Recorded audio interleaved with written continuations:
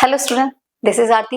Welcome to our YouTube channel. आज हम start करने वाले हैं 10th क्लास की हिस्ट्री का फर्स्ट चैप्टर, जो कि हमारा the rise of nationalism in Europe. इस वाले चैप्टर के कुछ टॉपिक हमने लास्ट वाली वीडियो में कवर किए थे। आज हम यहाँ से एक नया टॉपिक स्टार्ट करेंगे। उस वाली वीडियो में हमने कवर किया था फ्रेंच रेवोल्यूशन को, कि 9th में भी हमने पढ़ा था कि व्हाट इज फ्रेंच रेवोल्यूशन। जो फ्रेंच रेवोल्यूशन का आइडिया था उसी को थोड़ा सा रिकॉल किया था, या फिर ये कह सकते हैं हमने इंट्रो करा था। उसमें फ्रेडरिक सोरियो की एक विजुअल प्रिंट था जिसको हमने स्टडी किया था कि किस तरीके से उन्होंने पहले ही एक यूटोपियन विजन दे दिया था, किसको लेकर, नेशनलिज्म को लेकर, एंड नेशन की फीलिंग्स, नेशनलिज्म, इन सभी को हम डिटेल में उस वाली वीडियो में कंप्लीट कर चुके हैं। आज हम उसी के जो आगे की चीजें हैं उनको करने वाले हैं कि जो फ्रेंच रेवोल्यूशन था वो किस तरीके से फ्रांस से स्टार्ट होकर धीरे धीरे जो पूरा यूरोप था, पूरे यूरोप में स्प्रेड हुआ था। तो हम आज उसमें हमने जो देखा था, जो फ्रांस था उसको इंडिपेंडेंस मिली थी, और आज इस वाले वीडियो में हम कवर करेंगे जो यूरोप के जो बाकी अदर कंट्रीज थी, जो एक एम्पायर थे, मोनार्की एम्पायर थे, धीरे धीरे करके किस तरीके से वो सारे के सारे इंडिपेंडेंस होते जा रहे थे। तो चलिए स्टार्ट करेंगे आज का न्यू चैप्टर। देखिए, हमने जो उसके कुछ टॉपिक कवर किए थे ना, उसमें हमने फ्रेंच जो रेवोल्यूशन था उससे हमने कुछ आइडियाज लिए थे। एक तरह से मैं ये बोल सकती हूँ कि हमने पूरा 9th का जो फ्रेंच रेवोल्यूशन था थोड़ा सा उसको ही रिकॉल किया था, या उसके ही इंट्रोडक्शन को समझा था कि फ्रेंच रेवोल्यूशन के टाइम में क्या हुआ था, कौन कौन से आइडियाज स्प्रेड हुए थे, और वही आइडियाज बाकी जो यूरोप के अदर नेशन स्टेट्स थे उनमें किस तरह से स्प्रेड हुए थे। इन सारी चीजों को हमने उस वीडियो में कंप्लीट किया था। तो आज हम उसके आगे के जो हमारे टॉपिक है ना उनको पढ़ेंगे। तो हम देखो ये बोल सकते हैं कि अभी जो सिर्फ फ्रांस था वो एक नेशन स्टेट बना था, जो बाकी यूरोप के अदर एम्पायर्स थे उनको भी तो एक नेशन स्टेट बनना था। बाकी अदर तो नेशन स्टेट अभी बने ही नहीं थे, जो बाकी अदर जगह थी, जैसे ऑस्ट्रिया हो गया, हंगरी, जर्मनी, ठीक है, इटली, ये सारे तो अभी नेशन स्टेट बनने बाकी थे। तो कैसे जो नेशनलिज्म का आइडिया था वो फ्रांस से होते हुए धीरे धीरे पूरे यूरोप में स्प्रेड हो गया था। तो उस आइडिया को ही हम आगे एक ब्रॉड कॉन्सेप्ट में स्टडी करेंगे, जो कि हम आज इस वाली वीडियो में कंप्लीट करने वाले हैं। तो देखिए, जैसे कि हमारा फर्स्ट टॉपिक ही क्या है, हमारा फर्स्ट टॉपिक है the making of nationalism in Europe. Europe के अंदर किस तरीके से नेशनलिज्म आएगा और स्प्रेड होगा। अब नेशनलिज्म की हमने देखो उसमें फीलिंग क्या पड़ी थी, लास्ट जो हमने वीडियो कवर किया था उसमें हमने क्या देखा था, या फिर मैं ये भी बोल सकती हूँ कि जो 9th में हमने फ्रेंच रेवोल्यूशन पढ़ा था उसमें हमने क्या देखा था कि लोगों के अंदर जो नेशनलिज्म की फीलिंग आती है वो किस तरीके से आती है। जब लोग एक लैंग्वेज बोलते हैं, ठीक है, उनको लगेगा कि ये मेरे साथ रहने वाला है, इसकी और मेरी चीजें सिमिलर है, हम दोनों की जब चीजें सिमिलर है तभी तो हम एक यूनिटी में आएंगे, तभी तो हमें ऐसा फील होगा कि हम दोनों भाई भाई हैं। हमारी जो एक यूनिटी है वो तब जाकर बनेगी। मान लो जैसे अब इंडिया में भी ब्रिटिशर्स थे, श्रीलंका में भी ब्रिटिशर्स का ही रूल था, श्रीलंका में भी था, ठीक है, श्रीलंका में, साउथ अफ्रीका में, इंडिया में, इन तीनों ही कंट्री में क्या था, किसका रूल था, ब्रिटिशर्स का रूल था। अब उनको पता है कि अगर हमें इसको भगाना है तो हमें तीनों को मिलकर काम करना पड़ेगा, क्योंकि अकेले तो किसी के बस की है नहीं, तो तीनों को एक साथ आकर उसके लिए क्या करना पड़ेगा, काम करना पड़ेगा। ये जो उनके अंदर फीलिंग आई ना कि हमको एक साथ मिलकर काम करना है, यही फीलिंग होती है किसी कंट्री के लिए, देश के लिए। तो हम इन्हीं चीजों को आज कंप्लीट करेंगे कि किस तरीके से नेशनलिज्म की फीलिंग आपके अंदर ग्रो करेगी। ओके, तो चलिए स्टार्ट करेंगे। जर्मनी, इटली एंड स्विट्जरलैंड, ठीक है।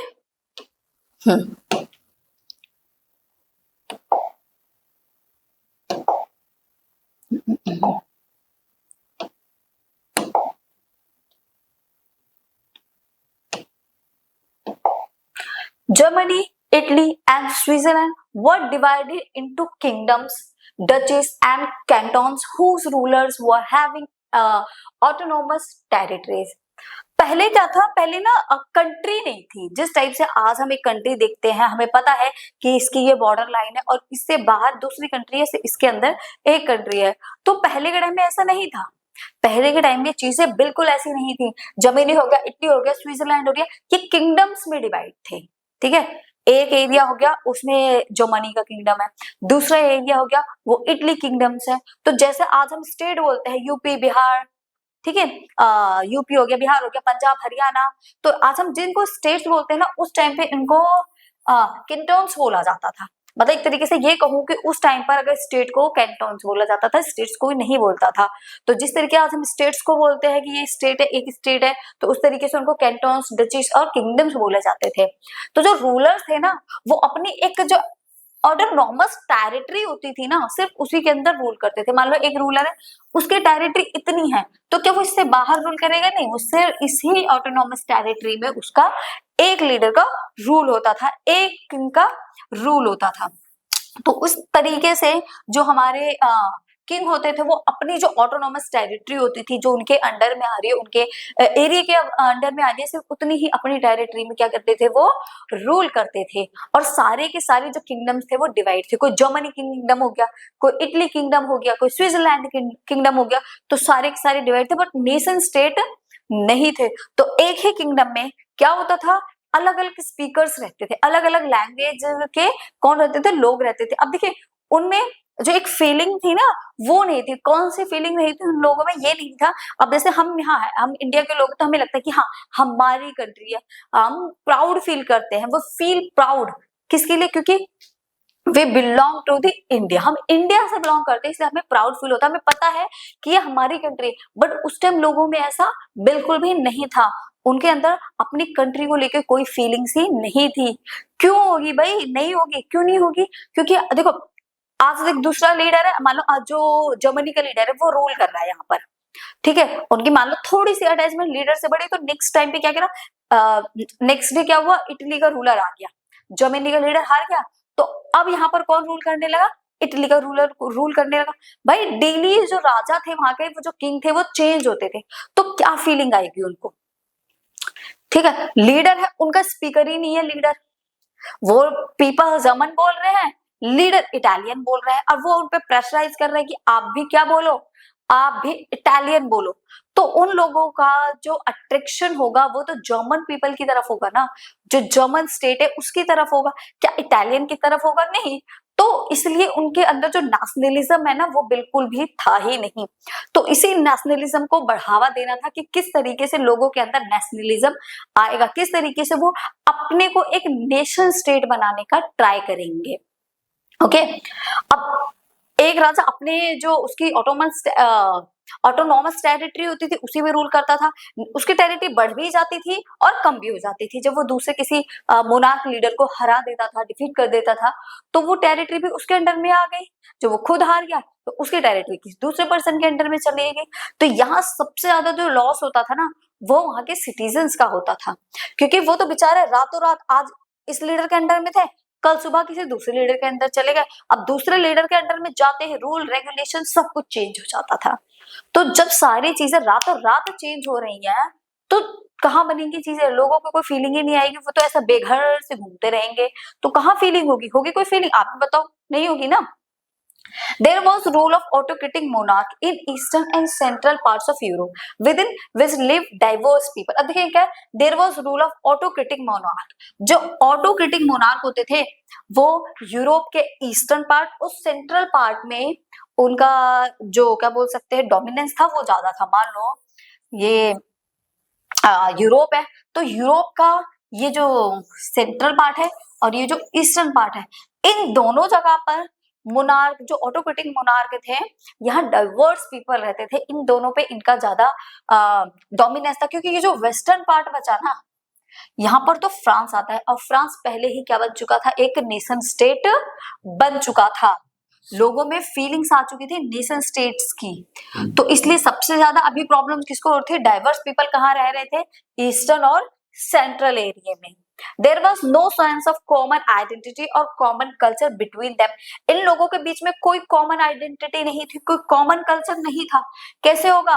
लैंग्वेज अलग है, लीडर अलग है लोगों में, ठीक है, लैंग्वेज वो अलग बोल रहे हैं, लीडर अलग लैंग्वेज बोल रहा है, तो कॉमन चीजें क्या हुई? कोई भी कॉमन चीजें नहीं हुई। कभी भी कोई भी लीडर चेंज हो जाता है, रातों रात रूल रेगुलेशन कल्चर सब कुछ चेंज हो जाता है। These people often spoke different language and belong to different ethnic group. जो लोग यहाँ रहने वाले थे, जो सिटीजन्स यहाँ थे, वो पीपल्स, उनकी लैंग्वेज डिफरेंट होती थी, उनके कल्चर डिफरेंट होते थे, उनका जो रिलीजन था वो डिफरेंट होता था। देखो, नेशनलिज्म के लिए ना, राष्ट्रवाद के लिए आपके अंदर चीजें कॉमन होनी चाहिए। जब आपकी लैंग्वेज, अब हम इंडिया में रहते हैं, हम क्यों इंडिया में रह रहे हैं? क्योंकि हमारी लैंग्वेज कॉमन है, हमारा culture, ethnic group, religion common है, इसलिए यहाँ पर हम सुटेबली रह पा रहे हैं। अगर सारी चीजें डिफरेंट होती तो यहाँ रह पाना थोड़ा सा टिपिकल हो जाता है।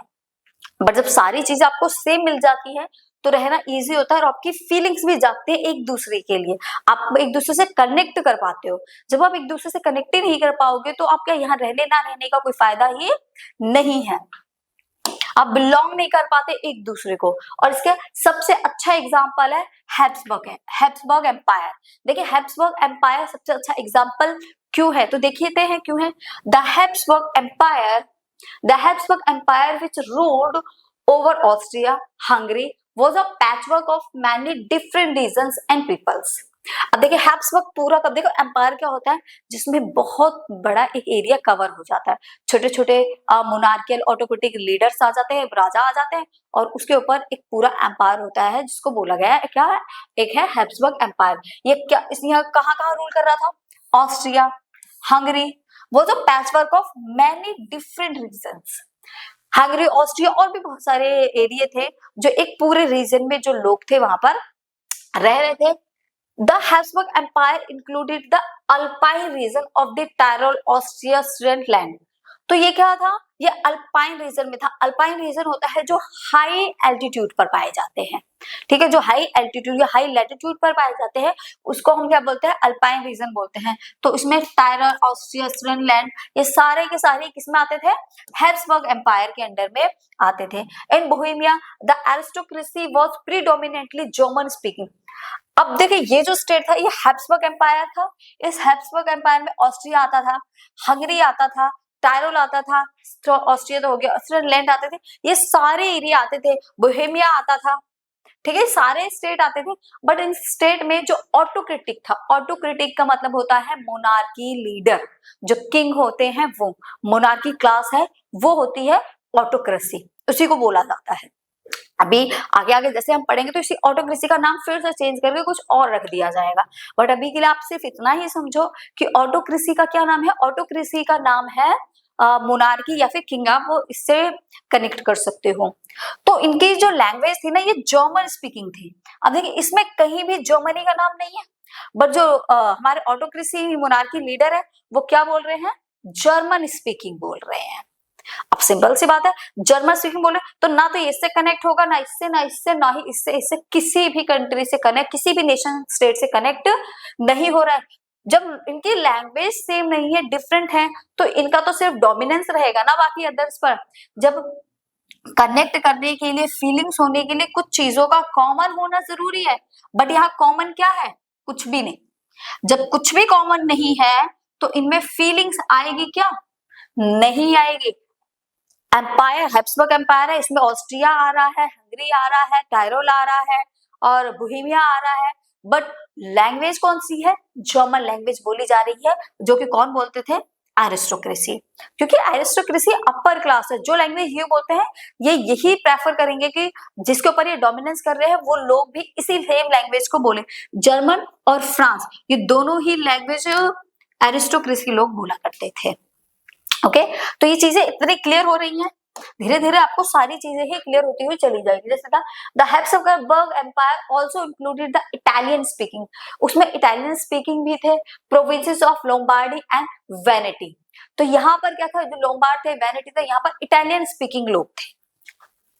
अब लैंग्वेज सबकी डिफरेंट है, लैंग्वेज सबकी डिफरेंट है, और जो एम्पायर है वो डिफरेंट है, तो दोनों में क्या कुछ भी मैच ही नहीं हो रहा, कुछ कॉमन ही नहीं है। तो फीलिंग्स कहाँ से आएगी भाई? फीलिंग्स तो तब आएगी जब हमारा किसी से कोई रिश्ता हो, कोई रिलेशन हो, तब फीलिंग्स जगेगी। अब मान लो कोई रोड पे पड़ा है तो कोई फीलिंग आई? कोई फीलिंग नहीं आएगी। क्यों? क्योंकि आपका उससे कोई रिलेशन ही नहीं है। फीलिंग तब आती है जब आपका उस चीज से कोई रिलेशन होता है। तो यहाँ भी सेम वही चीज है, रिलेशन ही नहीं है तो नेशन ही नहीं है, तो फीलिंग किस चीज की? ना नेशनलिज्म की फीलिंग आएगी, ना ही कोई अदर फीलिंग्स आएगी। जब आपको उससे कुछ कनेक्शन होगा फीलिंग्स में तभी आएंगी। इन Hungary half of the population spoke Magyar, ये एक लोकल लैंग्वेज है। हंगरी की जो आधे से ज्यादा पॉपुलेशन है वो क्या बोलती है? मैग्यार बोल रही है। while the other half of the population spoke the other varieties of dialects. जो बाकी अदर पॉपुलेशन है वो डिफरेंट लैंग्वेज बोल रही है जो कि लोकल लैंग्वेज है. Polish was spoken by the aristocracy and Galicia. अब जो पॉलिश की एरिस्टोक्रेसी है वो कहाँ रहती है? ग्लेशिया में क्या बोल रही है? पॉलिश लैंग्वेज बोल रही है. ग्लेशिया की जो एरिस्टोक्रेसी है वो पॉलिश लैंग्वेज बोल रही है. There also lived a mass of subjects, peasants, peoples, Bohemians and Slovaks to the north, Slovenia in Carniola, Karots of the south, and Romans to the east in Transylvania. Different people and different languages. Different people है, different languages है, but speaking वही language हो रही है जो कि वहां के एरिस्टोक्रेसी है. तो डोमिनेंस किसका है? एरिस्टोक्रेसी का. मतलब सब कुछ बिल्कुल डिफरेंट डिफरेंट है. जब चीजें ही डिफरेंट है तो कॉमन की तो कोई बात ही नहीं यहाँ पर हो रही है. जैसे हैं this differences did not easily promote a sense of unity. जो ये जो डिफरेंसेस थे ना ये इजीली किसको प्रमोट नहीं करेंगे? सेंस ऑफ यूनिटी को, कि दोनों के बीच में क्या आए? यूनिटी है. तो यूनिटी को बिल्कुल भी प्रमोट क्या करते हैं? नहीं करते हैं. तो however the only tie holding these diverse groups together was against to one emperor. ये सारे डाइवर्स ग्रुप एक एम्पायर के अंदर रह रहे हैं. जो पूरा एक एम्पायर है उस एक एम्पायर के अंदर डिफरेंट टाइप्स ऑफ ग्रुप रहते हैं. मैं पॉलिश बोल रही हूँ, आप इटालियन बोल रहे हो, कुछ हंगरी बोल रहे हैं, कुछ ऑस्ट्रियन लैंग्वेज बोल रहे हैं, कुछ जर्मन स्पीकिंग है. ठीक है, सबकी लैंग्वेज डिफरेंट. तो ये क्या एक दूसरे से जुड़ेंगे? एक यूनिटी में आएंगे? बिल्कुल भी नहीं आएंगे. क्यों नहीं आएंगे? क्योंकि लैंग्वेज डिफरेंट है, कल्चर, एथनिक ग्रुप सब कुछ डिफरेंट है. तो एक साथ वो लोग कभी भी नहीं आएंगे. तो उनको एक सेंस में लेकर आना, एक यूनिटी में लेकर आना थोड़ा सा मुश्किल है. इसके लिए कुछ ऐसा करना पड़ेगा कि जिससे ये सारे के सारे लोग एक साथ एक यूनिटी में आ सके. अभी सब ऐसे हैं. नेशनलिज्म की फीलिंग के लिए सबको इस तरीके से होना पड़ेगा. सब डिफरेंट है, अलग है, किसी का किसी से कोई मतलब नहीं है. जब इस तरीके से आएंगे सब तब उनमें नेशनलिज्म की फीलिंग भी क्या होगी? एमर्ज होगी. ओके, अब देखिए आपको ये चीजें तो क्लियर हो गई होंगी. ठीक है, जो ये था आइडिया था एक हैब्सबर्ग एम्पायर का एग्जांपल था कि किस तरीके से लोगों में नेशनलिज्म की फीलिंग एमर्ज होगी. किस तरीके से होगी? जब लोगों में लैंग्वेज कॉमन होगी. अरे लोगों को एटलीस्ट ये तो पता हो कि ये हमारे लिए लड़ रहे हैं. ठीक है, हमारी लैंग्वेज है ये. उनको अपनी ही लैंग्वेज पे भरोसा नहीं है. वो जो बोल रहे हैं उसी को कोई आता है बोल देता है तुम इस लैंग्वेज को नहीं बोलोगे दूसरी लैंग्वेज को बोलोगे. आज दूसरा लीडर है, कल दूसरा लीडर है. कुछ चीजें कॉमन है. जब उनमें चीजें कॉमन होंगी वो एक यूनिटी में आएंगे तभी तो जाकर उनमें पता चलेगा कि नेशन क्या होता है. तब जाकर नेशन स्टेट बनना स्टार्ट होंगे. अभी क्या, अभी तो कोई नेशन नहीं है, बस रह रहे हैं लोग, कभी इधर तो कभी इस साइड रह रहे हैं. तो नेशनलिज्म की फीलिंग के लिए और एक नेशन स्टेट बनने के लिए लोगों का एक यूनिटी में आना जरूरी होता है. क्लियर है? तो ये वाली चीज आपको क्लियर हो गई होगी. आई होप बहुत अच्छे से ही क्लियर हो गई होगी. ठीक है, और इसमें जैसे क्या था, स्पोक फ्रेंच लैंग्वेज. तो ये आपका टॉपिक था कि हर जगह डिफरेंट डिफरेंट लैंग्वेज बोली जाती हैं और उन्हें डिफरेंट लैंग्वेजेस को हमें एक कॉमन लैंग्वेज बनाना है. अब जैसे पॉलिश है, पॉलिश मान लो कभी नेशन स्टेट बनने लगे, जर्मनी के लोग, पर्शिया के लोग पॉलिश लैंग्वेज बोल रहे, कल को नेशन स्टेट बनेगा तो वो क्या जर्मनी में रहना पसंद करेंगे? नहीं, वो पोलैंड में जाना पसंद करेंगे. क्यों पोलैंड में जाना पसंद करेंगे? क्योंकि उस लैंग्वेज के लोग पोलैंड में रहते हैं तो वो उस साइड जाना पसंद करेंगे. तो उनको तो अब जिस कंट्री में वो अभी रह रहे हैं तो उनको तो उससे कोई मतलब ही नहीं है. उनको किससे मतलब होगा? जिस कंट्री में उनकी लैंग्वेज को बोला जा रहा है, जिस कंट्री में उनकी लैंग्वेज को रिस्पेक्ट दी जा रही है. ओके, तो यहां से हम अपना एक न्यू टॉपिक स्टार्ट करेंगे. अब देखिए जो न्यू टॉपिक है ना ये है हमारा the aristocracy and the new middle class.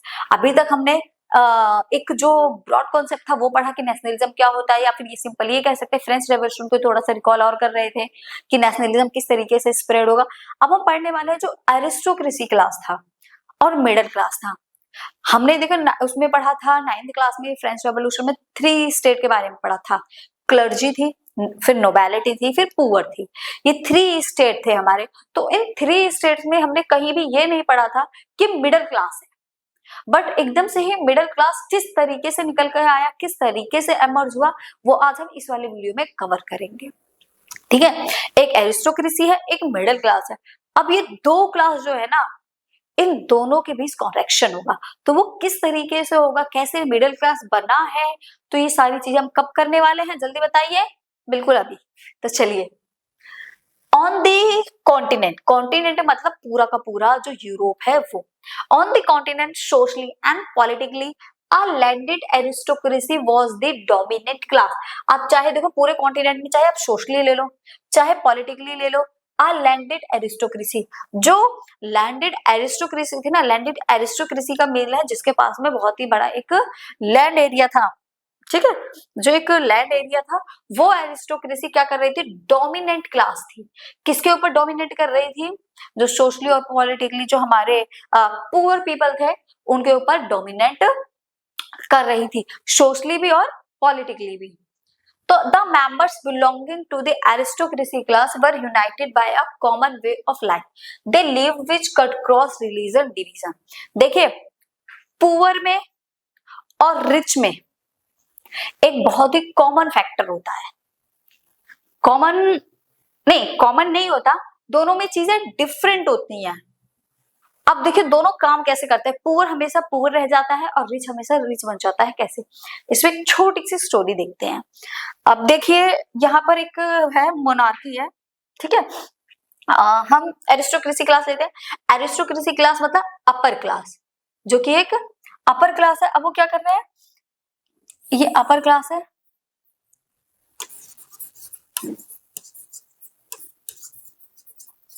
ठीक है, ये अपर क्लास है और ये क्या है, ये पुअर क्लास है, ठीक है, पुअर क्लास, अपर क्लास और पुअर क्लास।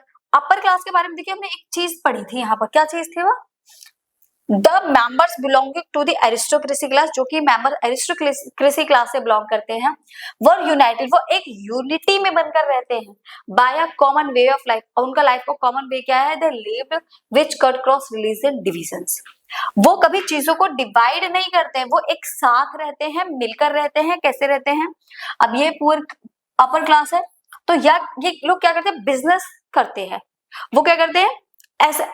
अब सिंपल सी बात है, हर सोसाइटी में क्या होता है, लोग अपने स्टेटस के अकॉर्डिंग शादी करते हैं, अपना स्टेटस देकर बातचीत करते हैं। तो ये जो अपर क्लास है, ये किससे इनका इंटरेक्शन होगा, इनका इंटरेक्शन भी होगा अपर क्लास वालों से ही, ठीक है, अपर क्लास वालों से ही इनका इंटरेक्शन होगा या नहीं होगा, सिंपल सी बात है, अपर क्लास वालों से ही होगा। ये अपने बेटे की शादी किससे कराएंगे, इस अपर क्लास वाले से करा देंगे। ये भी और एरिस्टोक्रेसी और ये भी एरिस्टोक्रेसी, तो ये दोनों ही मिलकर एक ब्रॉड रूप ले लेते हैं, ठीक है। अब ये दोनों ही मिल गए, कभी मान लो वॉर हुई तो ये दोनों ही मिलकर अटैक करेंगे, पावर इंक्रीज हो जाती है, सॉरी, जो इनकी पावर होती है ना वो बढ़ जाती है। और पुअर इस चीज को नहीं देखता, पुअर क्या देखते हैं, रिलीजन को, कास्ट को।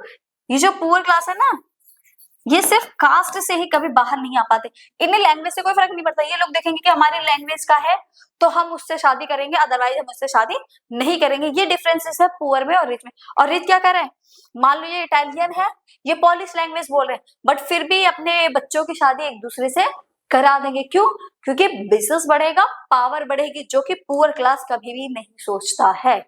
यहाँ ये लोग ये नहीं देखते कि हमारी लैंग्वेज डिफरेंट है, ये अपना स्टेटस देख रहे हैं कि हमारे स्टेटस के बराबर है या फिर नहीं है, अगर है तो ये शादी करा देंगे। अब देखिए इटली इनका था, इटालियन लैंग्वेज बोल रहे, मान लो इटली के हैं, पॉलिश बोल रहे, ये पोलैंड के हैं, तो इटली और पोलैंड दोनों एक हो गए, हुए या नहीं हुए, एक हो गए ना, मतलब दो एम्पायर अब एक एम्पायर बन चुके हैं। ये होता था बिजनेस और यहां से बनती थी यूनिटी। वो फंक्शंस हो गए, किसी भी टाइप का फंक्शन हो रहा है, एनिवर्सरी या फिर मोनार्की, एरिस्टोक्रेसी, जो भी फंक्शंस करते थे सिर्फ अपने ही लोगों को बुलाते थे, जो कि उनके स्टेटस के, उनके लेवल के थे, उन लोगों को बुलाते थे और उस मीटिंग्स में, उस पार्टी में अपनी पावर को स्प्रेड करते थे, अपनी पावर्स को बढ़ाते थे। और उनका सबसे कॉमन वे था अपनी पावर को बढ़ाने का, मैरिज, मैरिज को टाई करना, एक दूसरे से शादी करवा देना, ठीक है। ये होता था उनका क्या, एक कॉमन वे, जिससे कि वो क्या करते थे, एक दूसरे से अपने बच्चों की शादियां करवा दिया करते थे। ओके, तो अब दो क्लास एक साथ मिल गए, तो ये चीज समझ आई। अब देखिए नेक्स्ट क्या है, members belonging to aristocracy own estate in the countryside and town housing। Aristocracy क्या कहता है, उनके खुद के estate होते थे, लैंड एरिया होते थे बहुत ही बड़े बड़े, टाउन होता था जो कि कंट्री साइड में इनके ही होते थे। अगर ये मान लो एक लैंड एरिया है ना,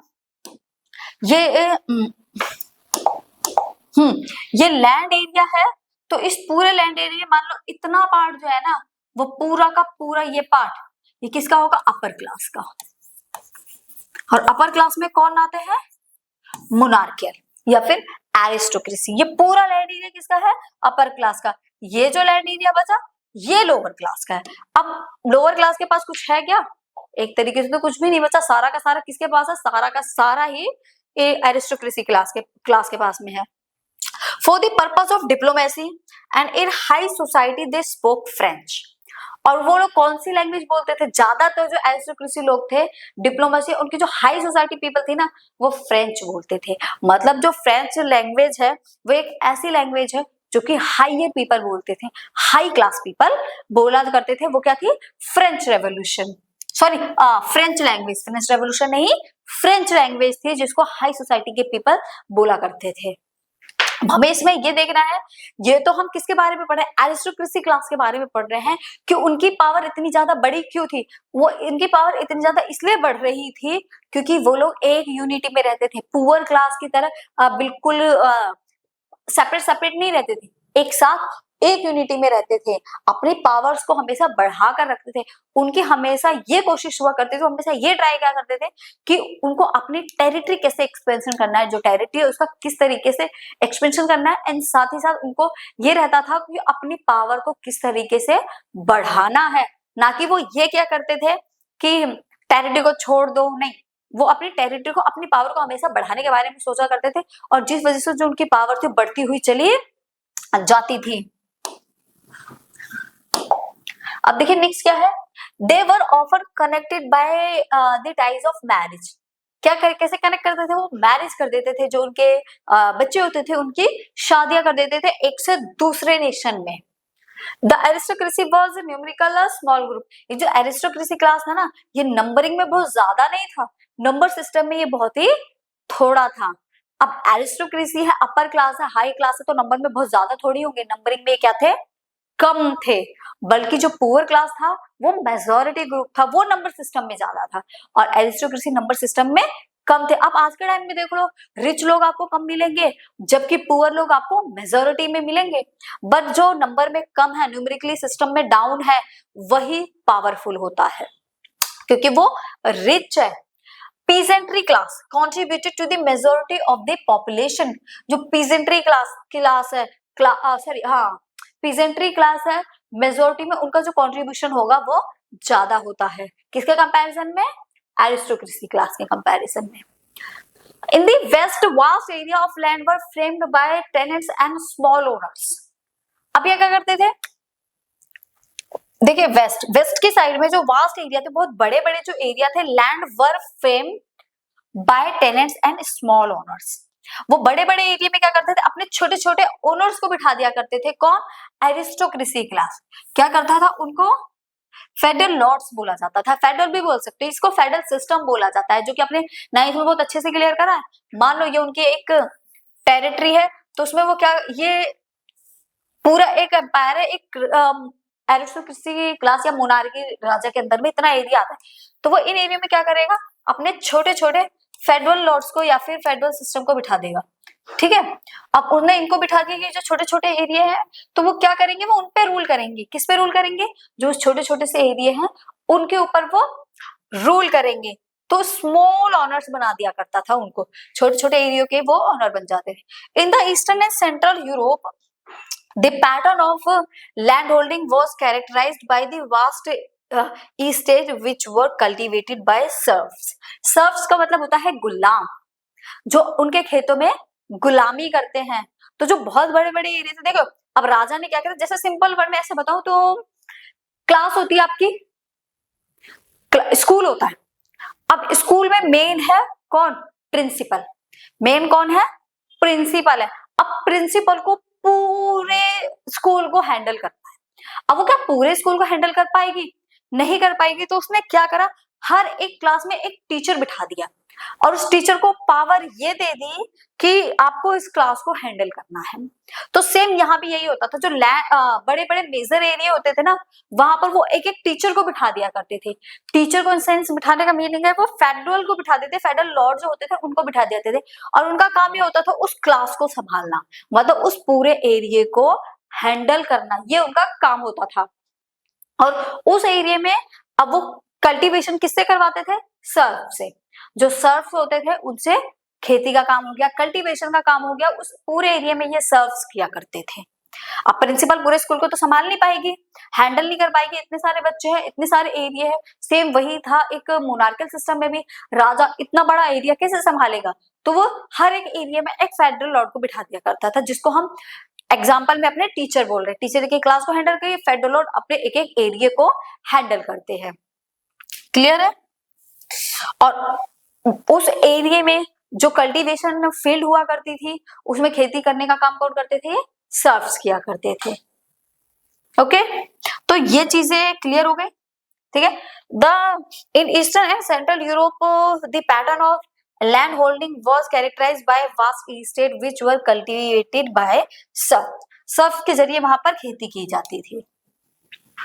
अब देखिए न्यू मिडिल क्लास एमर्ज।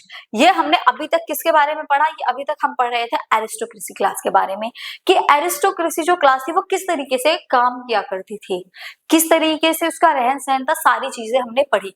वो अपना जो राज चलाती थी, एरिस्टोक्रेसी जो राज चलाती थी वो कैसे चलाती, किस तरीके से सबको अपने कंट्रोल में कर रखती थी।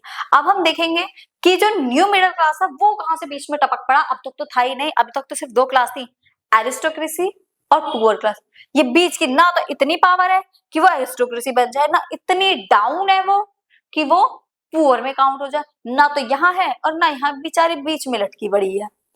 ना तो इतनी पावर है कि उसको बाय बर्थ राइट मिले, बाय बर्थ प्रिविलेजेस मिले कि वो टॉप पर बैठेगी, और इतनी ज्यादा बेकार भी नहीं है कि वो पुअर में काउंट हो जाए। तो ये जो बीच वाला सिस्टम था ना, ये कहां से आया? भगवान जाने कहां से आया। चलो पढ़ेंगे तभी पता चलेगा। बुक है आपके हाथ में, चैप्टर है तो पढ़ो, पढ़ना सीखो।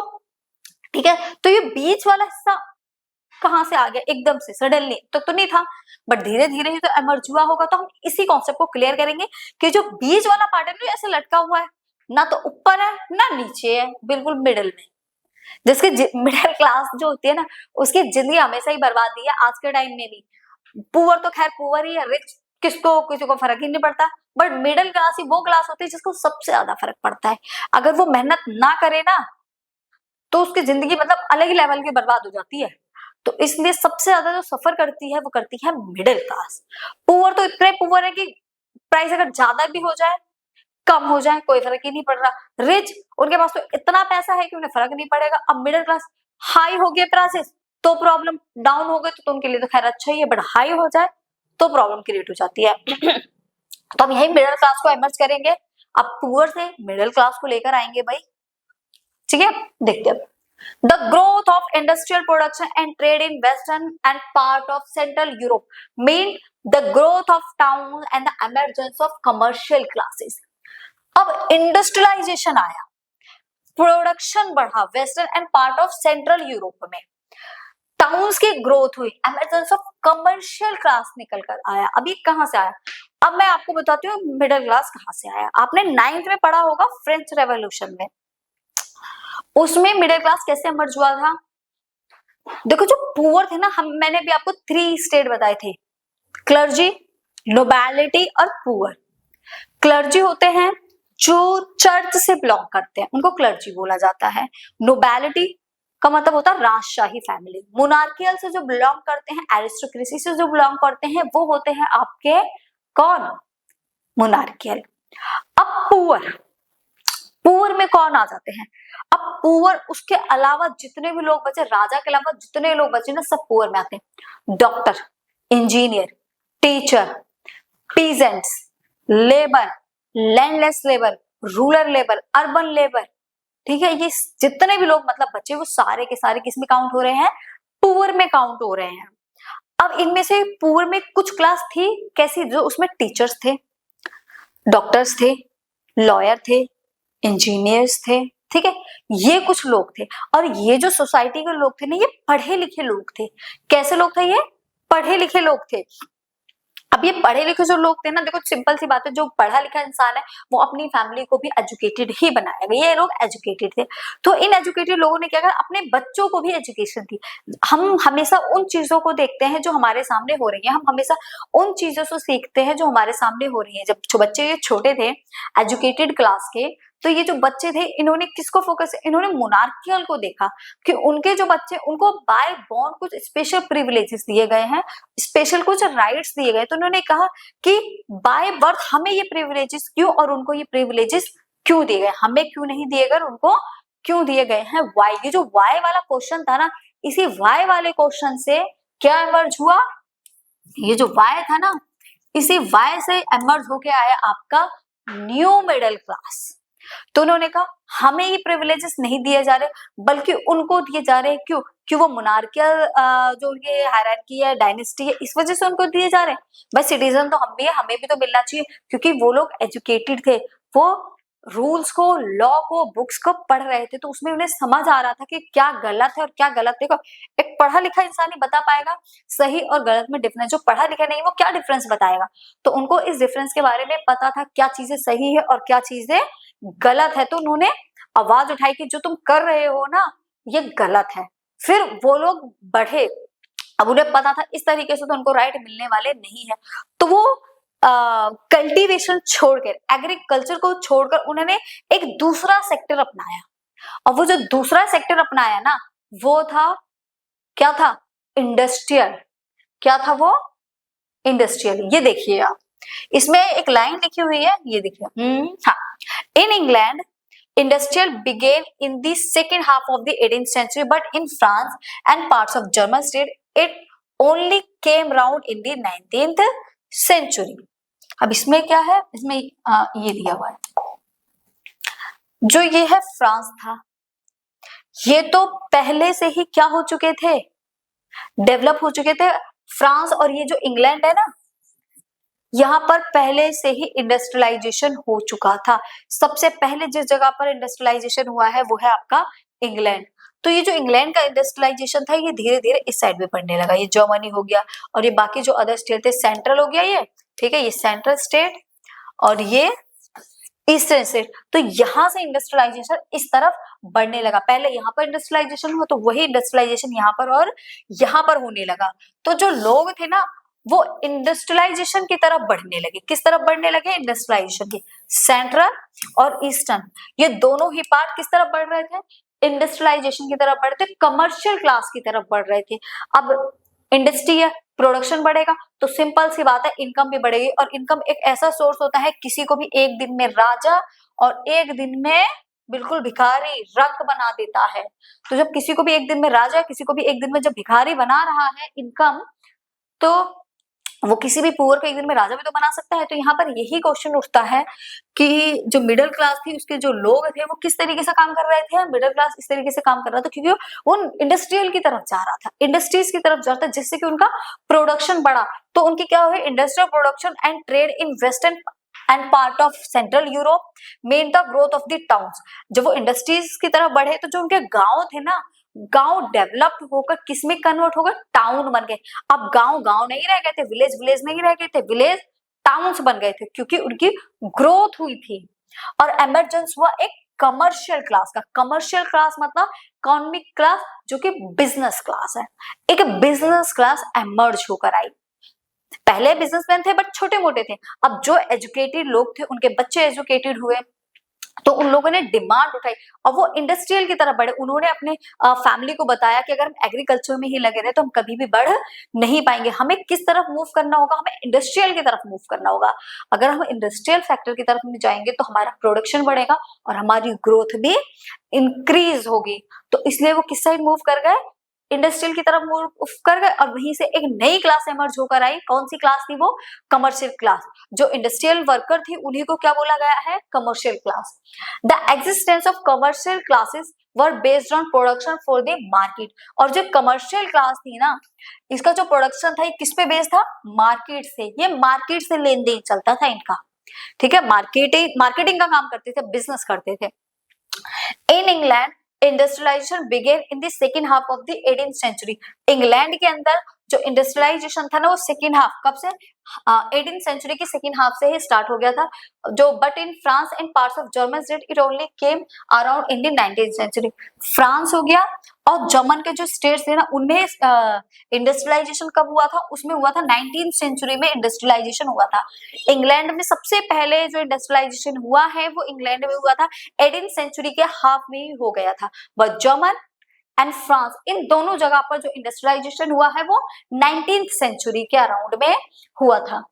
इन the wake of industrialization new social group emerge, और जैसे ही इंडस्ट्रियलाइजेशन हुआ फ्रांस में, जर्मन में, इंग्लैंड में, ईस्टर्न और सेंट्रल पार्ट में यूरोप के, तभी क्या हो गया, एक जो न्यू सोशल ग्रुप जो था वो निकल कर आया, उसको बोला गया वर्किंग क्लास, क्योंकि वो इंडस्ट्रियल वर्कर थे, इंडस्ट्रीज में काम कर रहे थे, इसलिए उनको क्या बोला गया, industrial worker class population. Middle class made of industrialist, businessman and professionals, वो प्रोफेशनल्स बन गए, इन्हीं को मिडिल क्लास बोलेगा। अब ये इतने पुअर तो नहीं रह गए क्योंकि कोई काम ही ना कर रहे हो और एरिस्टोक्रेसी क्लास तक पहुंच ही नहीं पाए, तो ये बीच में रह गए, पैसा भी था, टाउन में रहते थे, अच्छी खासी जगह होती थी, तो इसीलिए इनको क्या बोला गया, मिडिल क्लास। देखो इनको किन किन नामों से जाना जाता है, working class population, middle class, made of industrialist बोला जाने लगा, बिजनेसमैन बोला जाने लगा एंड प्रोफेशनल्स बोला जाने लगा।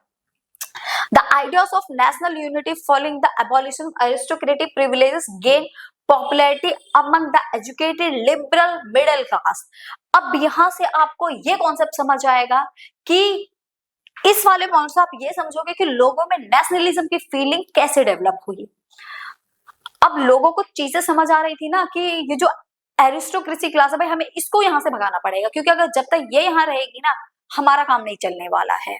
तो जितने भी वहां लोग थे ना, अब जैसे हम फ्रांस की ही बात कर लेते हैं, फ्रांस के अंदर जितने भी लोग थे, एरिस्टोक्रेसी थी, वो इंडस्ट्रियल की तरफ बढ़ रहे थे, इंडस्ट्रियलाइजेशन हुआ, एजुकेटेड थे वो लोग, तो उनको समझ आ रहा था कि भाई बाय बर्थ हमारे पास प्रिविलेजेस नहीं है, हमारे पास राइट्स नहीं है, बट इन लोगों के पास में बाय बर्थ भी क्या है, राइट्स है, इन लोगों के पास बाय बर्थ राइट्स है जो कि हमारे पास में नहीं है।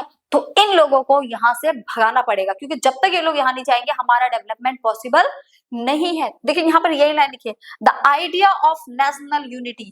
अब इन सबको यहाँ से भगाने के लिए हम सबको एक होना पड़ेगा, क्योंकि जब तक हम सब एक नहीं होंगे, एक यूनिटी में नहीं आएंगे, तब तक एरिस्टोक्रेसी क्लास यहाँ से जाएगी नहीं। एरिस्टोक्रेसी को हमें दबाना पड़ेगा और हमें ऊपर उठना पड़ेगा, तो उस कंडीशन में नेशनल यूनिटी बनानी पड़ेगी। तो ये जो लोग थे ना, इंडस्ट्रियल लोग, अब सब एजुकेटेड थे, सब पढ़े लिखे लोग थे, तो ये एक यूनिटी में आ गए, क्योंकि सब मिलकर काम कर रहे थे। जब एक यूनिटी में आ गए तो इन्होंने अबॉलिशन किया, किसे, abolition of aristocracy, privileges gained popularity. Aristocracy class को अबॉलिश करना पड़ेगा, उनके प्रिविलेजेस थे उसको हमें लेना पड़ेगा, जिनको पॉपुलैरिटी मिल रही थी उसको डाउन करना पड़ेगा। Among the educated liberal middle class, और यहीं से एक लिबरल मिडिल क्लास एमर्ज होकर आई। लिबरल का मीनिंग होता है फ्री। लिबरल मिडिल क्लास इसलिए बोला गया है क्योंकि ये जो लिबरल थे ना, ये जो मिडिल क्लास एमर्ज होकर आया था, वर्किंग क्लास जो अभी अभी निकला हुआ है ना, ये फ्री करना चाहते थे कि एरिस्टोक्रेसी जब चला जाएगा ना तो हम अपने अकॉर्डिंग रूल बनाएंगे ना, हम अपने अकॉर्डिंग इस जो एरिया है, ये जो एम्पायर था, ये जो रीजन है, क्योंकि नेशनल स्टेट तो अभी तक बने नहीं है, तो ये जो रीजन है ना, इसमें हम अपनी मर्जी से चलेंगे कि हमें क्या करना है और हमें क्या नहीं करना है। तो उस चीज को देखते हुए, और ये तभी पॉसिबल हो पाएगा जब एरिस्टोक्रेसी यहाँ से चले जाएंगे, जब यहाँ से मूव कर जाएंगे, तभी यहाँ पर हमारी चलेगी। और इनको भगाने के लिए हमें सबको एक साथ आना पड़ेगा, एक यूनिटी में आना पड़ेगा। और ये सारे लोग कैसे थे, ये सारे ही लोग एजुकेटेड थे और डिमांड किसकी कर रहे थे, लिबरल की डिमांड कर रहे थे, इसीलिए इसको बोला गया लिबरल मिडिल क्लास। क्यों बोला गया लिबरल मिडिल क्लास, क्योंकि ये फ्रीडम के लिए डिमांड कर रहे थे कि एरिस्टोक्रेसी जाएगी तब हम क्या हो जाएंगे, फ्री हो जाएंगे। आई होप आपको ये जो मिडिल क्लास किस तरीके से एमर्ज हुआ ये क्लियर हो गया होगा, किस तरीके से मिडिल क्लास आया और उसने क्या क्या रूल करे। तो आगे वाला जो टॉपिक है हम उसमें पढ़ेंगे लिबरलिज्म के बारे में, कि किस तरीके से जो लोग थे वो लिबरल हुए और फ्रीडम की डिमांड कर रहे थे। एरिस्टोक्रेसी को अपने रीजन से भगा के वो खुद रूल करना चाहते थे। ठीक, खुद रूल करने का मतलब यह है कि पीपल्स का रूल होगा। ओके, तो चलिए देखेंगे न्यू टॉपिक, ये तो हमने देख ही लिया है। हाँ, ये रहा। What did liberal nationalism stand for? Idea of nationalism। अब यहाँ लिबरलिज्म का क्या मीनिंग होता है, अभी तक हमने क्या देखा था, नेशनलिज्म। अब कहीं ना हमें छोटा सा कॉन्सेप्ट हमने पढ़ा किसका, नेशनलिज्म का, कि लोगों में नेशनलिज्म कैसे बढ़ेगा, लोगों में नेशनलिज्म किस तरीके से बढ़ेगा, लोगों में नेशनलिज्म बढ़ेगा जब उन लोगों में नेशनलिज्म की फीलिंग आएगी, और फीलिंग आएगी यूनिटी से। तो जो लोग थे ना वो एक यूनिटी में आना शुरू हो चुके थे, आए थे ना, मिडिल क्लास तो एक यूनिटी में ही आया था, तभी तो उन्होंने इंडस्ट्रियलाइजेशन किया, वो वर्किंग पॉपुलेशन बने। अब उसी की तरह वो धीरे धीरे उनको एरिस्टोक्रेसी क्लास को यहाँ से हटा देंगे। Idea of unity is closely related to the idea of nationalism. ये जो यूनिटी का आइडिया होता है ना, यही आइडिया किसका आइडिया बन जाता है, नेशनलिज्म का आइडिया होता है।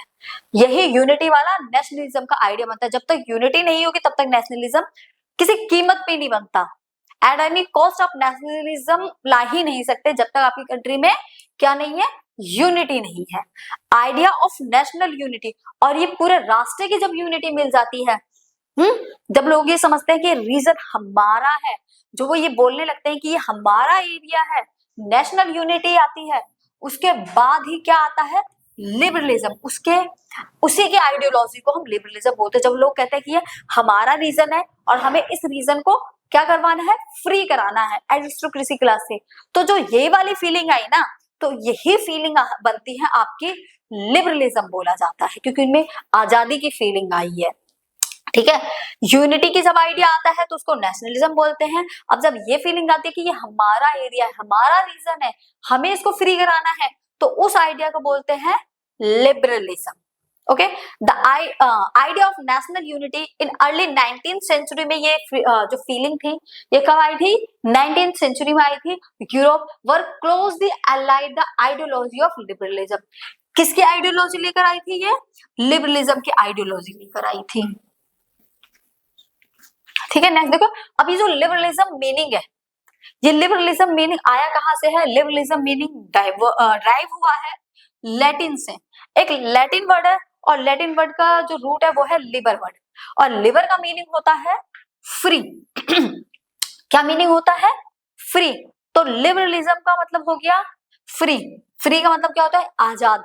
तो इस लिबरलिज्म का मीनिंग हो गया आजादवाद, या फिर ठीक है आजादी मिलना। ठीक है, यह है आपका लिबरलिज्म का मीनिंग, कि जब आपको क्या मिल जाए, आजादी मिल जाए, आप फ्री हो जाओ, तो उसे क्या है हमारा लिबरलिज्म। और जो middle class, new middle class emerge होकर आई थी, इसको अंडरलाइन कर लेना, ये जो न्यू मिडिल क्लास एमर्ज होकर आई थी, इसका एम क्या था, क्या चाहती थी ये न्यू मिडिल क्लास, ये चाहती थी क्या, फ्री।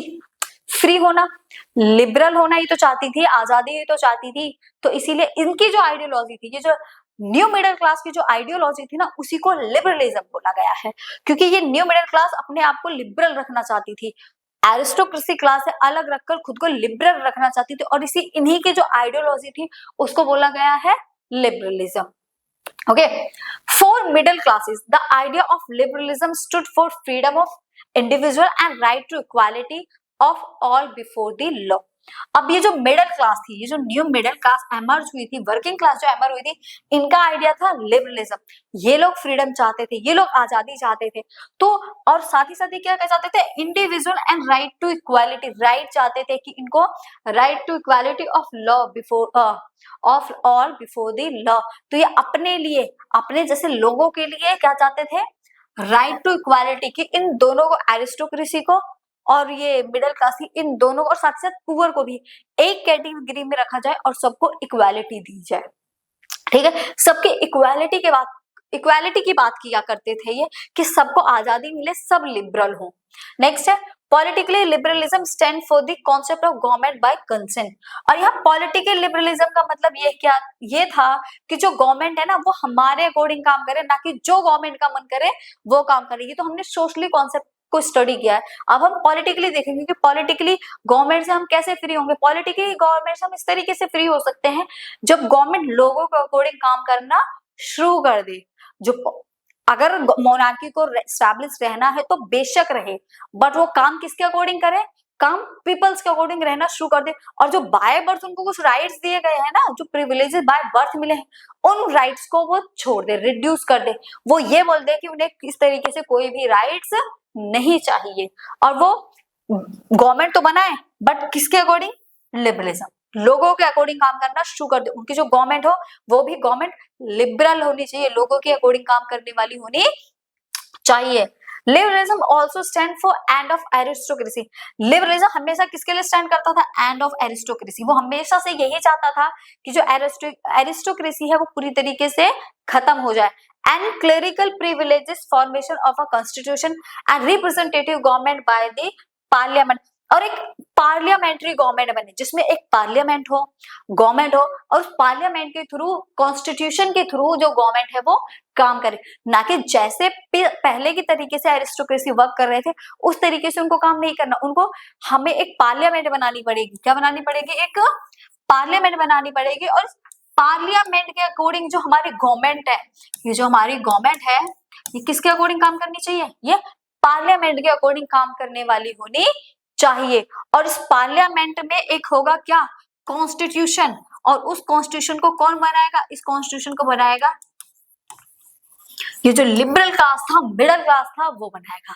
तो मतलब इनडायरेक्टली अगर मैं ये कहूं, एरिस्टोक्रेसी को किसके अकॉर्डिंग काम करना है? एरिस्टोक्रेसी क्लास को काम करना है लिबरल क्लास के अकॉर्डिंग। और लिबरल क्लास ने इक्वालिटी चाहिए, उनको इक्वालिटी की डिमांड है, तो भाई इक्वालिटी दो ना, तभी तो वो आपकी सुनेंगे। अगर आपको अपनी कुर्सी बचानी है, अगर आपको अपनी रिस्पेक्ट प्यारी लगती है, अच्छी लगती है, रिस्पेक्ट चाहते हो लोगों से, तो आपको कॉन्स्टिट्यूशन के अकॉर्डिंग काम करना पड़ेगा। अगर उन्होंने कॉन्स्टिट्यूशन के अकॉर्डिंग काम नहीं किया, तो ये जो लिबरल क्लास अभी न्यू या फिर मिडिल क्लास जो अभी अभी एमर्ज होकर आया था, ये आपको आपकी जगह से उठाकर फेंक देगा। मतलब एरिस्टोक्रेसी को पूरी तरीके से क्या कर देंगे ये लोग? खत्म कर देंगे। एक रिप्रेजेंटेटिव जो गवर्नमेंट है, वो एक रिप्रेजेंटेटिव ऐसी गवर्नमेंट होनी चाहिए जो कि किसके अकॉर्डिंग काम करे? जो कि पार्लियामेंट और जो हमारा कॉन्स्टिट्यूशन है उसके अकॉर्डिंग काम करने वाली होनी चाहिए। तो ये जो आइडिया थे कि गवर्नमेंट कैसी हो? पार्लियामेंट्री गवर्नमेंट हो, किसके अकॉर्डिंग काम करे? कॉन्स्टिट्यूशन के अकॉर्डिंग काम करे। तो ये जो आइडिया था ना, ये आइडिया कौन लेकर आया था? नेशनलिज्म। और यही से नेशनलिज्म का अभी देखो कॉन्सेप्ट बढ़ रहा है। और जो मिडिल क्लास एमर्ज हुई थी, मिडिल क्लास का क्या कॉन्सेप्ट था? उनका जो कॉन्सेप्ट था, उनका जो आइडिया था, वो था लिबरलिज्म।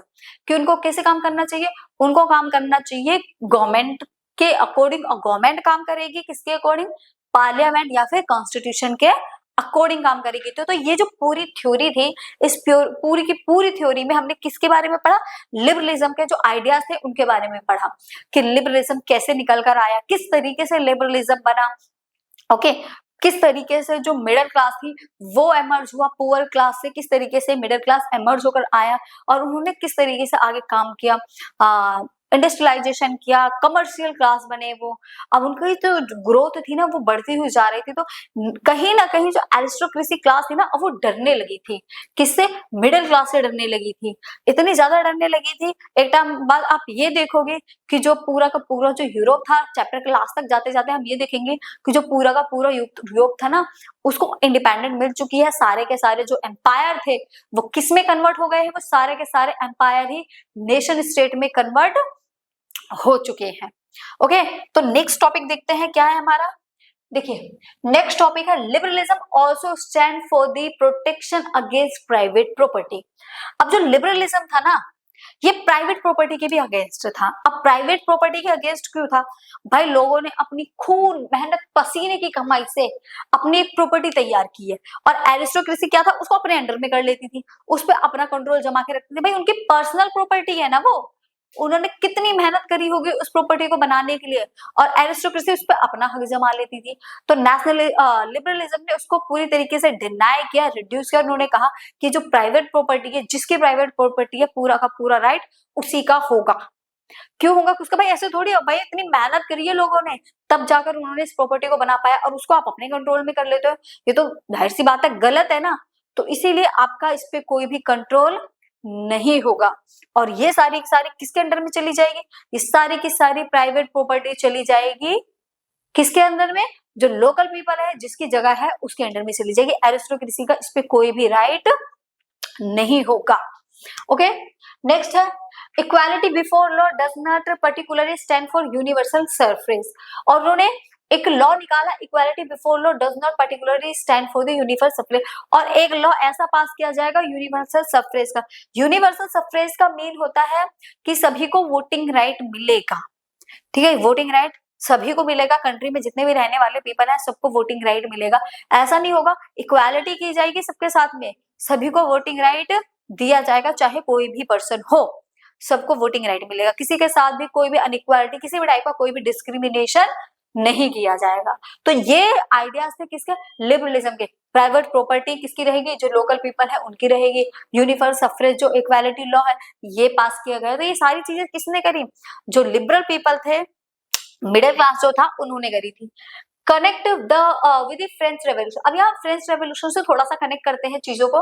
देखिए, in France before the French revolution the right to vote and to get elected was granted exclusively to property owning man. यहाँ पर क्या था, फ्रांस वाले चैप्टर में अपने 9th को थोड़ा सा याद करो, उसमें क्या चीजें थी, लॉ इक्वालिटी तो दी गई थी, राइट टू वोट भी दिए गए थे, बट राइट टू वोट में क्या था, सिर्फ उसको दिए गए थे वोट जो कि प्रॉपर्टी वाले मैन थे, जिनके पास जमीन जायदाद ज्यादा थी, जिनकी प्रॉपर्टी ज्यादा थी, उन्हीं को राइट टू वोट दिए गए थे। तो ऐसा अब यहाँ नहीं था, यहाँ क्या था, सबको वोटिंग राइट मिलेगा। फ्रांस में ये चीजें थी कि जिसकी प्रॉपर्टी ज्यादा है वही वोट डालेगा, जिसके पास प्रॉपर्टी कम है वो वोट नहीं डालेगा। मतलब फ्रांस में क्या था, इनकम के बेस पर वोटिंग राइट मिला था। यूनिवर्सल सफरेज जो था वो किसके बेस पे मिला था, वो मिला था आपको प्रॉपर्टी के बेस पे। बट अब ऐसा नहीं था। Man who were without property and women were excluded from political rights.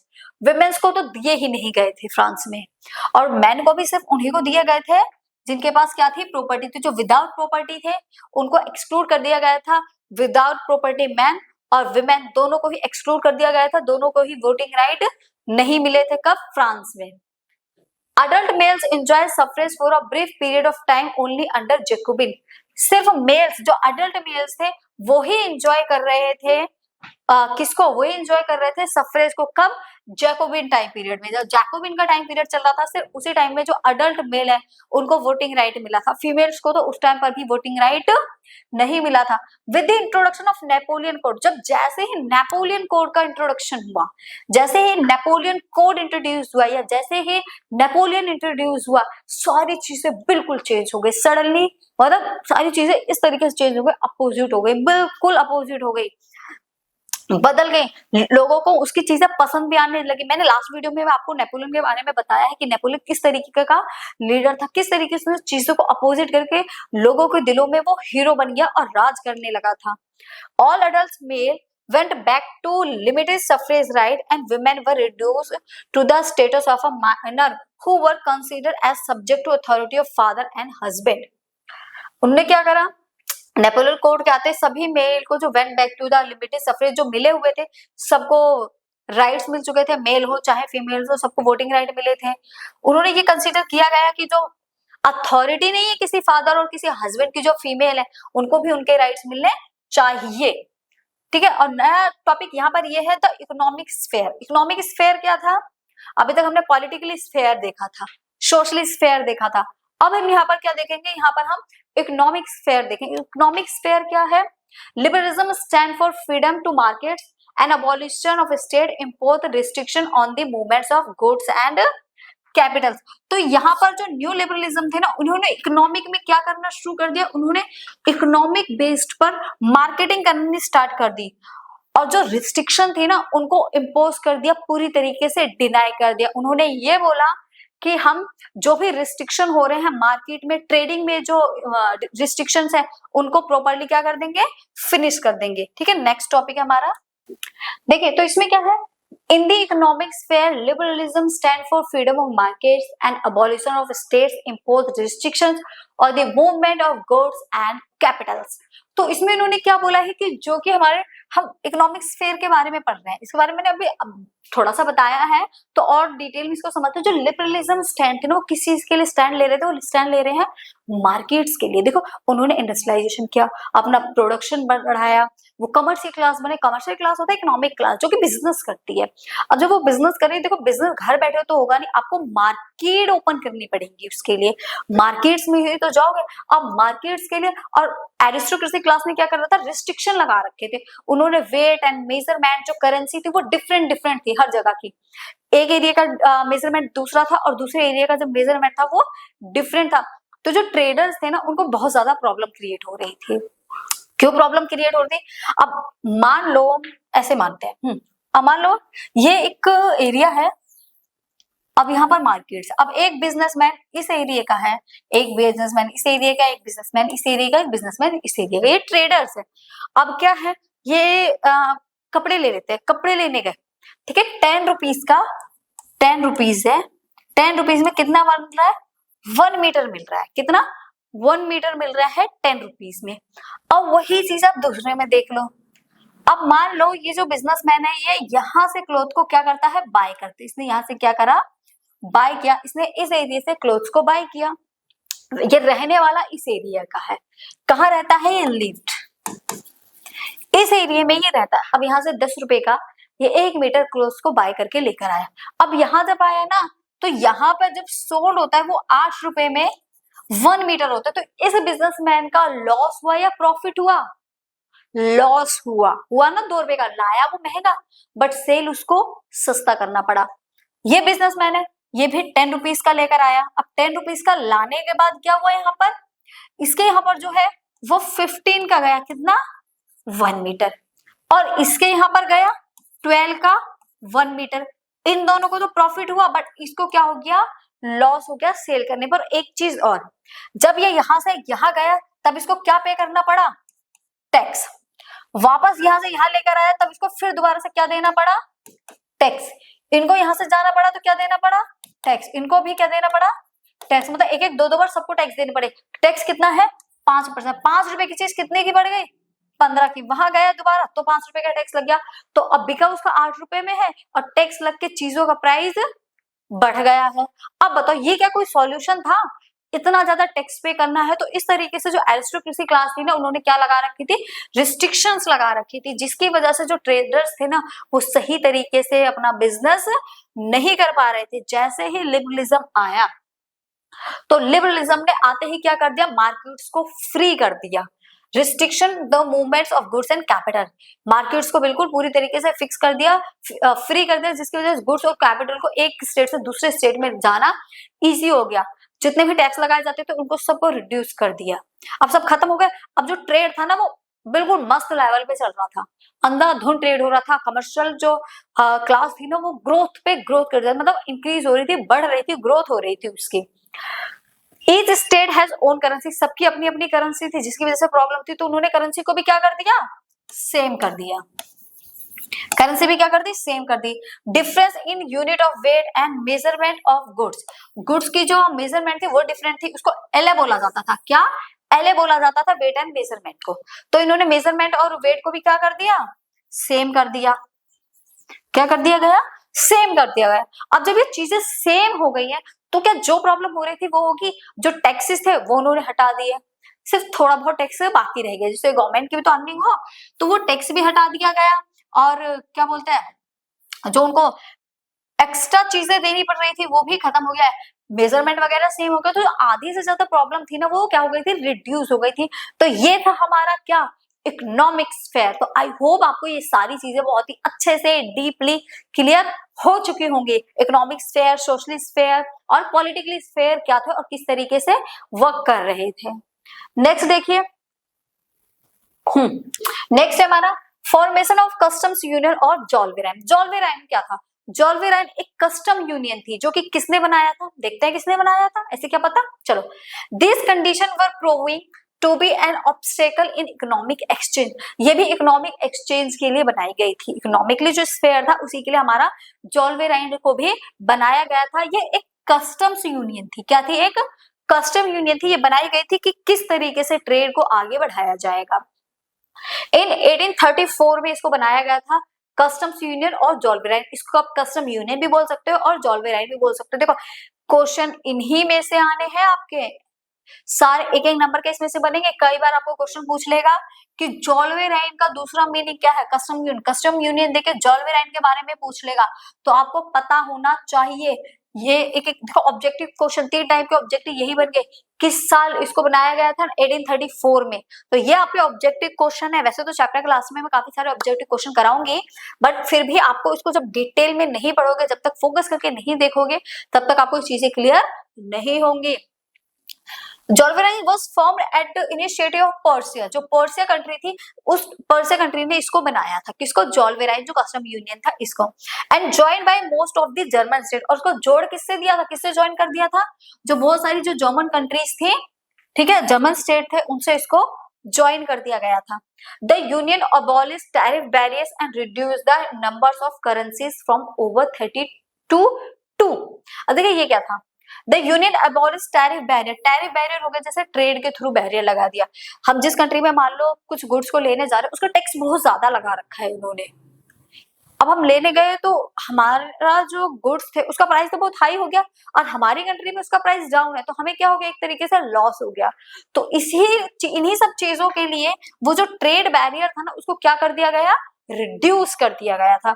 मान लो ये एक पूरा स्टेट है और इस पूरे स्टेट में 30 अलग अलग स्टेट्स हैं, कितने हैं, 30 अलग अलग स्टेट्स हैं, तो इनकी सबकी कितनी करेंसी हो गई, इनकी सबकी करेंसी हो गई 30, कितनी करेंसी हो गई, 30 हो गई।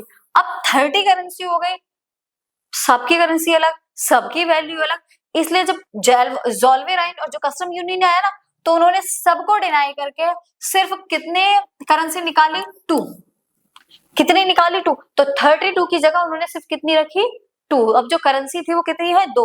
तो जो इतनी ज्यादा प्रॉब्लम हो रही थी ना, हर थोड़े से एरिया में जाने के बाद में क्या हो रहा था, हर थोड़े से एरिया में जाने का करेंसी चेंज हो रही थी, टैक्सेस देने पड़ रहे थे, तो इस तरीके के सारे रिस्ट्रिक्शन, ट्रेड बैरियर वगैरह सबको हटा दिया गया था। और सब ट्रेड बैरियर को हटाने के बाद क्या गया था, उनकी जो वैल्यू भी थी, वैल्यू को भी कितना कर दिया गया था, 2 कर दिया गया था, कितना कर दिया गया था, 2 कर दिया गया था, 30 से 2 कर दिया,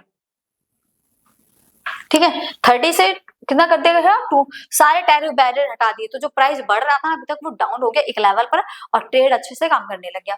then network of railway stimulated mobility, railway network को स्प्रेड कर दिया गया, harnessing economic interest of national unification, और ये जो इकोनॉमिक इंटरेस्ट जो लोगों में आया ना उसकी वजह से नेशनल यूनिटी बनी, लोगों को अब पता चल रहा था कि उनको किस तरीके से काम करना है, यूनिफिकेशन बना, लोग एक दूसरे के पास आए, देखो करेंसी सेम हो गई, सब कुछ मेजरमेंट वगैरह सेम हो गया, तो लोग एक दूसरे से बातें करने लगे। पहले क्या था, डिफरेंस था, मेरे को उससे बात नहीं करनी, उसको मुझसे बात नहीं करनी, क्योंकि हम डिफरेंट डिफरेंट अपने एरिया में खुश है। जब चीजें सेम हो गई तो हम दोनों कैसे हो गए, सेम हो गए, भाई मतलब अब हमारा दुश्मन एक है, मेरा भी दुश्मन सामने वाला, उसका भी दुश्मन सामने वाला, तो हम दोनों क्या बन गए, दोस्त, क्योंकि हम दोनों का दुश्मन सेम था, सेम वही वाला कॉन्सेप्ट। तो यहीं से जो नेशनल जो थे वो यूनिफाइड होना स्टार्ट हो गए थे, ठीक है। और जो ट्रेड बैरियर वगैरह भी थे वो भी पूरी तरीके से क्या कर दिए गए थे, रिड्यूस कर दिए गए थे, किसकी वजह से, ये जो जॉल्वेराइन एक कस्टम यूनियन पास किया गया था, किसके जरिए, पर्सिया के जरिए, और इसने किसके साथ ज्वाइन कर दिया था, जर्मन की काफी सारी जो क्या थी स्टेट थे उनके साथ इसको ज्वाइन कर दिया गया था, ठीक है। आई होप आपको सारी चीजें क्लियर हो गई होंगी। आज हमने देखा काफी सारी चीजों को स्टडी किया है और एक एक चीज को मैंने बहुत ही ज्यादा डीपली आपको बताया है, तो मुझे नहीं लगता कोई डाउट होगा। अगर फिर भी कोई डाउट होता है तो आप मुझे कमेंट कर सकते हैं। बस आज हम इतना ही करेंगे, जो बाकी की चीजें हैं उसको हम नेक्स्ट वीडियो में कवर करेंगे। तब तक के लिए बाय बाय, टाटा, फिर मिलेंगे कब, एक नेक्स्ट वीडियो में। Okay, bye bye.